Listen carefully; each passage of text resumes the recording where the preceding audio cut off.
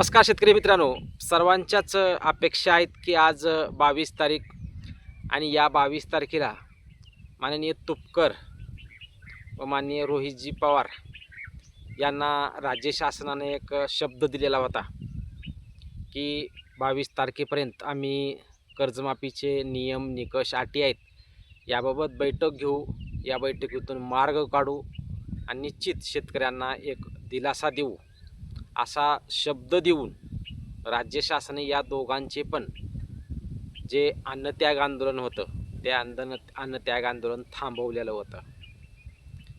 मग आज निश्चितच आज 22 तारीख आहे. हा प्रश्न सर्वांनाच पडलेला असेल की आज बैठक होईल का, होणार का, झाली, हा सर्वांचाच एक महत्त्वाचा प्रश्न आहे. आणि नेमकी माहिती याबाबतची आपण आजच्या व्हिडिओच्या माध्यमातून घेणार आहोत.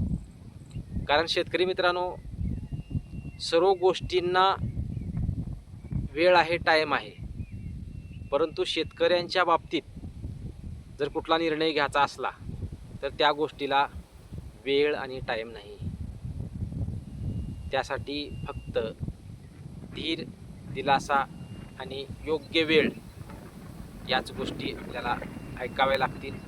आजपर्यंत पण ऐकत आलोय आणि पुढे पण ऐकाव्या लागतील अशी परिस्थिती सध्या निर्माण झालेली आहे.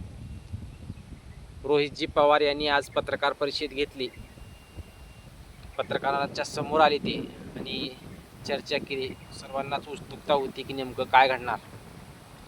कारण आज 22 तारीख आणि 22 तारखेचा शब्द दिलेला होता राज्य शासनाकडून आणि तो शब्द पाळला जाणार का, हा महत्त्वाचा मुद्दा होता की तो शब्द आज राज्य शासनाकडून बैठक घेतली जाणार का. तर शेतकरी मित्रांनो, सरकारने कुठल्याही प्रकारची बैठक घेतलेली नाही. तुपकरांना शब्द दिला, रोहित पवारांना शब्द दिला की ज्या 2019 मधील शेतकरी आहेत, प्रोत्साहनबाबत ज्या नियम अटी निकष घातलेले आहेत, या सर्वाबाबत आपण 22 तारखेला अधिवेशनातून वेळ काढला जाईल. माननीय कृषी मंत्री यांनी शब्द दिला, आम्ही अधिवेशनातून वेळ माननीय मुख्यमंत्री काढतील व निश्चित बैठक घेतील असा शब्द दिलेला होता. आणि शेतकरी मित्रांनो, कुठल्याही प्रकारची बैठक झालेली नाही.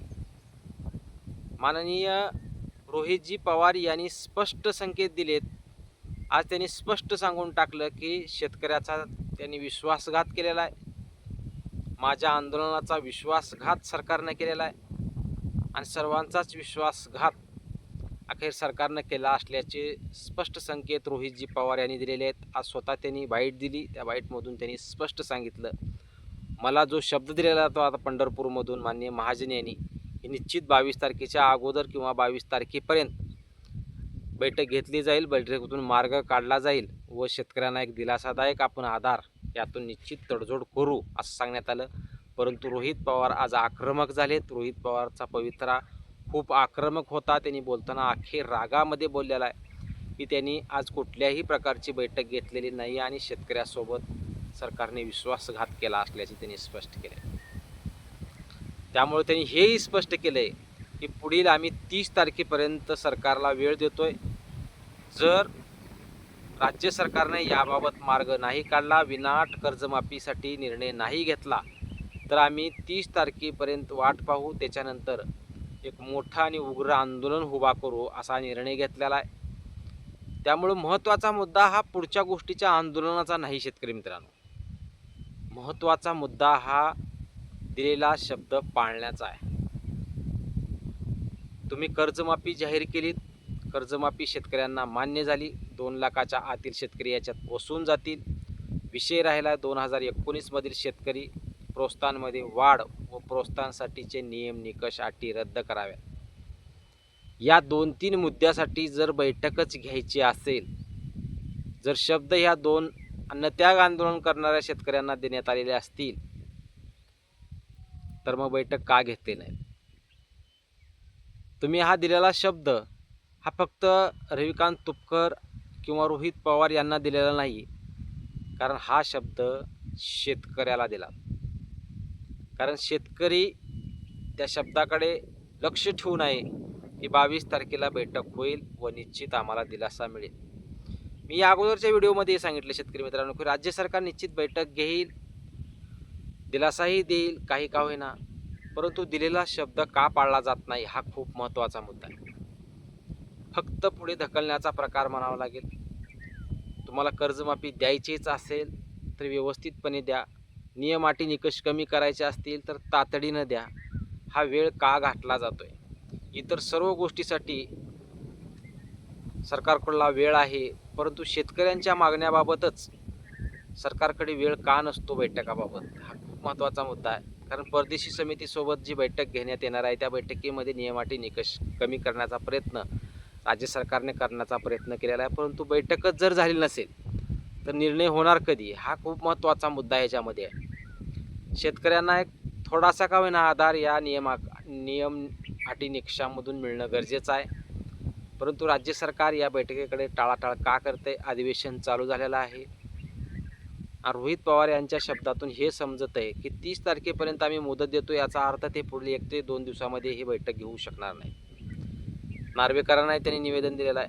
त्यांच्याशी कुणीही संपर्क साधलेला नाही रोहित पवार यांच्याशी. त्यामुळे रोहित पवार यांच्या बोलण्यावरून हे स्पष्ट होते की राज्य सरकार बैठक घेण्याच्या मनस्थितीत दिसत नाही. मग दिलेला शब्द तुम्ही फक्त त्या दोघांना दिलेला नाही तर सर्व शेतकऱ्यांना दिला. शेतकरी आस लावून बसलेत. शेतकऱ्यांना कर्जमाफी केव्हा तरी होत असते. 5-50 हजाराची इकडे तिकडे होऊ शकतात. इतर सर्व गोष्टीसाठी निधीची उपलब्धता असते, सर्व कामं होण्यासाठी उपलब्धता असते, परंतु जगाच्या पोशिंद्यासाठी राज्य सरकार का वेळ देत नाही? जगाचा पोशिंदा जो अन्नदाता आहे देशाचा, जगाचा, त्याच्यासाठी थोडीशी जरी राज्य सरकारने थोडासा जरी घाटा सहन केला तर का होऊ शकतं? हा खूप महत्त्वाचा मुद्दा राज्य सरकारने लक्षात घेणं गरजेचं आहे. आणि आता बैठक 22 तारखेला तर झालेली दिसत नाही आहे. आता ह्याच्या पुढच्या तुपकरांच्या प्रतिक्रिया काय येतात पाहणं गरजेचं आहे. पवारांच्या तर प्रतिक्रिया आज आलेलीच आहे. इतर शेतकरी संघटना काय म्हणतात? माननीय नवले यांनीही आज स्पष्ट केलं की राज्य सरकारची सध्याची जी खेळी चालू आहे ती योग्य नाही आहे आणि त्याबाबत आम्ही उग्र आंदोलन तयार करू सर्वांना सोबत घेऊन. म्हणजे शेवटी आंदोलन करावंच लागणार आहे आणि आंदोलन केल्यानंतरच काय गोष्टी पदरात पडणार आहेत या सर्व स्पष्ट आहेत. त्यामुळे राज्य सरकार बोलतानाही स्पष्ट करतंय की आम्ही कर्जमाफी मागितली नसताना दिली, कुठल्याही निवडणुका समोर नसताना आम्ही कर्जमाफी दिली आहे त्यांनी स्पष्ट करतात. तुम्ही आश्वासन दिलेलं होतं म्हणून लोकांनी तुम्हाला मतं दिलीत आणि त्या मतामुळेच आज तुम्ही सत्तेमध्ये आहात. जर तुम्ही आश्वासन दिलंच नसतं तर तुम्ही सत्तेमध्ये आला असतात का हे माहीत नाही आहे. त्यामुळे तुम्ही जरी म्हणत असाल की निवडणुका पुढे नसतानाही आम्ही कर्जमाफी दिलेली आहे, हे आता बोलण्याच्या गोष्टी झाल्या, परंतु ज्यावेळेस महाविकास आघाडीनं आश्वासन दिलं कर्जमाफीचं निवडणुकीच्या वेळेस, त्याच्यानंतर तुम्ही कर्जमाफीचा विषय त्याच्यामध्ये घेतलात. जनतेला 2 पर्याय होते. महाविकास आघाडीने कर्जमाफीचं आश्वासन दिलेलं होतं, महायुतीने आश्वासन दिलेलं होतं, परंतु जनतेनं आणि शेतकऱ्यांनी तुम्हाला निवडलं. मग तुम्हाला जरी निवडलेला असेल तर तुम्हीही न्याय देणं गरजेचं आहे. आपण सरसकट 7-12 कोरा करू असं शब्द दिलेला होता, परंतु सरसकट 7-12 कोरा होत असताना दिसत नाही.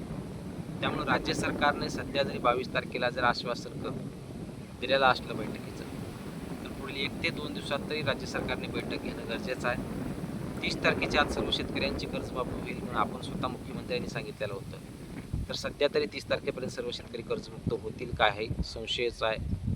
कारण अजून कुठल्याच गोष्टी घडताना दिसत नाहीत. 3 समित्या तुम्ही लावलेल्या आहेत. 3 समित्याच्या शुद्धीकरण करून मग कर्जमाफी जर शेतकऱ्यांना मिळायची असेल, 3 फिल्टर जर तुम्ही लावत असाल तर त्या फिल्टरमधून किती शेतकरी पात्र होतील हा खूप महत्त्वाचा मुद्दा याच्यामध्ये आहे. पाहणं गरजेचं आहे की आता पुढे 1 ते 2 दिवसात बैठक होते का, तुपकर याबाबत कुठला निर्णय घेतात, या सर्व गोष्टीकडे आपलं लक्ष राहीलच. त्याबाबत अजूनही अपडेट आली तर लागली चॅनल व्हिडिओ येईल. तोपर्यंत तुम्ही चॅनलवर जर नवीन असाल तर निश्चित चॅनलला सबस्क्राईब करून ठेवा. पीक विमा असो, अनुदान असो, कर्जमाफी असो, या सर्व गोष्टीच्या अपडेट आपल्या चॅनलवर दिल्या जातात. धन्यवाद शेतकरी मित्रांनो.